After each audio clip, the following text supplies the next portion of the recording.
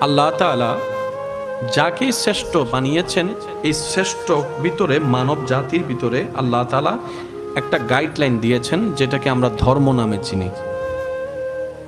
পৃথিবীতে বর্তমানে প্রায় ৩-৪ হাজারের উপরে ধর্ম আছে। বর্তমান পৃথিবীতে প্রায় ৩-৪ হাজারের উপরে ধর্ম আছে। সেখানের ভিতরে আমাদের একটা ধর্ম, যার নাম ইসলাম। একটু জোরে বলি। আমি আমার পক্ষ থেকে সাধ্য মোতাবেক যত সহজ করে বলা যায় আমি চেষ্টা করব। ওমা তৌফিক ইল্লা বিল্লাহ। যতগুলা ধর্ম আছে এখানে একটা ধর্মের নাম কি? ইসলাম। এবার ধর্মের দরকারটা কি? একটু মনোযোগ। ধর্মের কাজ হচ্ছে একজন পৃথিবীওয়ালা মানুষকে সৃষ্টির শেষ স্টেপ জান্নাত পর্যন্ত